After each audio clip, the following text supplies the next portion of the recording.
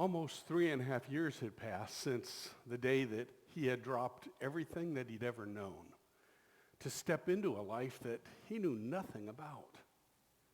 He could still remember Jesus' whisper loud enough for only him to hear amidst the crowd when he said, "Come, follow me." His name was Peter, and he knew very little of what he was getting himself into, but something inside told him that this was the most important decision that he'd ever make. And now it's several years later, and he can barely even remember the days when his only goal was to catch as many fish as possible on the Sea of Galilee. He and the 11 other guys that Jesus had called as his disciples, well, they'd all witnessed the blind receiving sight and the dead being raised to life, waves of a storm becoming calm, demons cast out of people's bodies.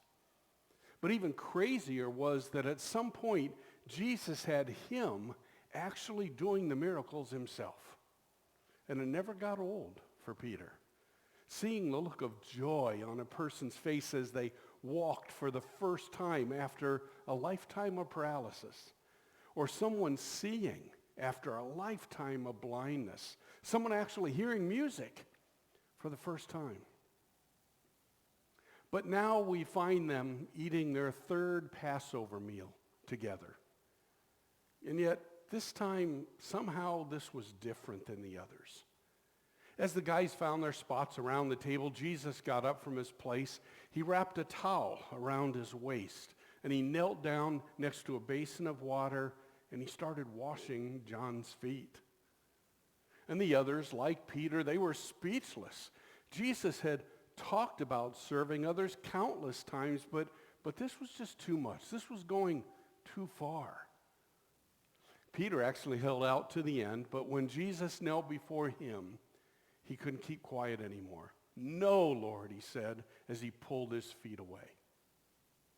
But then Jesus looked deeply into Peter's eyes, much like he'd done 3 years earlier when they first met. And he said words that once again would change Peter's life forever. "Unless I wash you," he said, "you have no part with me." Well, Peter shouted, "Then not just my feet, Lord, but my head and my hands as well." Jesus said, though, that wouldn't be necessary, just the feet. So slowly, Peter extends his feet one at a time, and he watches in disbelief as the creator of the universe washed the gunk out from between his blistered toes. Now, my guess is this gesture of Jesus might be foreign to many of you that are listening today. But in the Brethren Church, this is one of the many ways that we demonstrate our willingness to serve others as Jesus served. So if you're curious, you might want to read through the first 17 verses of John chapter 13 ahead of time, and then join us in person this Sunday at 10 o'clock here in the sanctuary, or tune in on our live stream where I'll be exploring this passage with you. Have a great week.